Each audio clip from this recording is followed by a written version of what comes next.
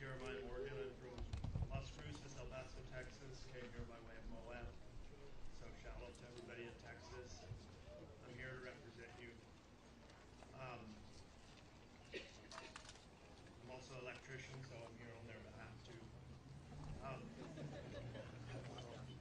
Charlie Kirk was known to a lot of people as different things, maybe an activist or a Christian, a lot of things. But to me, he was known to me as someone who went out and stood up for our youth and told our youth the truth. There's a lot of people that I listen to on podcasts while I work, and they're behind their microphone, and they say a lot of good things. But he was really the only one that went out and actually went out to the campuses, to our kids, and wanted them to know the truth, wanted them to know both sides of the story, and wanted them to grow up to be faithful and loyal fathers and mothers. And I was always really thankful for that, and that's who I saw him to be. And that was what was so sad the other day when I saw that news. To me, it was an attack against our youth, and it was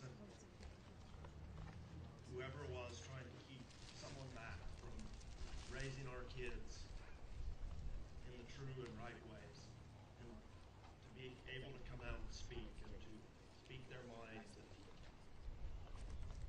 that was what was so sad to me, because I'm passionate about kids. I work with young people every day, and I love it. So I just want to encourage everyone that's grandparents and fathers and mothers. Let's continue what Charlie did and raise our kids in the right way and tell them the truth, even in the face of all the things that come to him from different angles. We would still stand up and tell the truth every day. He was never ashamed to be a Christian, and it seemed like so many people nowadays just jumped on the bandwagon for one reason or another, but he always said it exactly how he felt, that he was Christian first, and he loved his Savior, and he wanted everybody to know that kindness that he was shown. Amen to what the gentleman was saying before us. Let's return these things with love and spread that, be an example in this world of what this country can be like when we tell the truth and love each other, even in the face of hate and anger, things that aren't true. Thank you.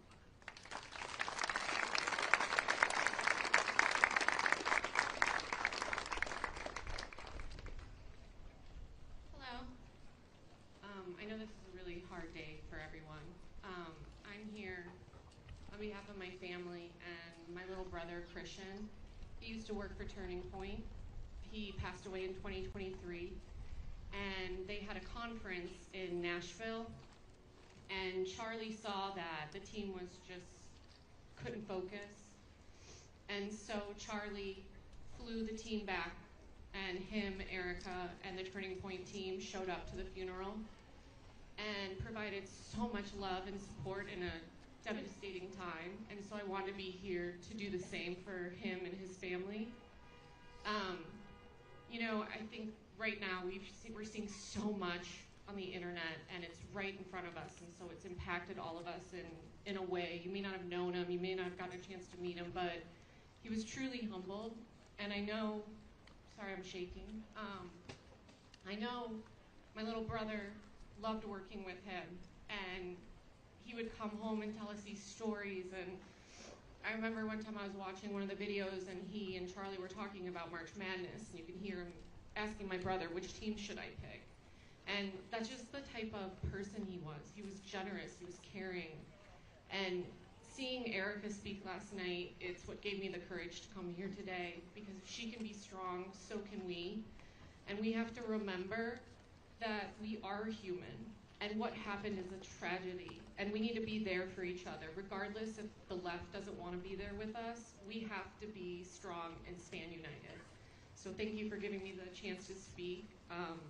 Again, I just wanted to stand up here for my brother and my family, and for Charlie and his. Thank you.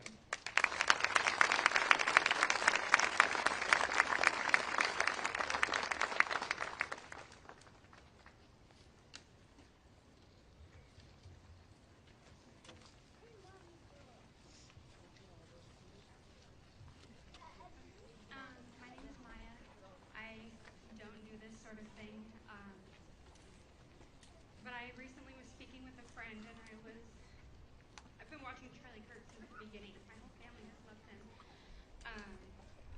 And I just didn't understand why I was feeling so emotional and as if he was a brother that just passed.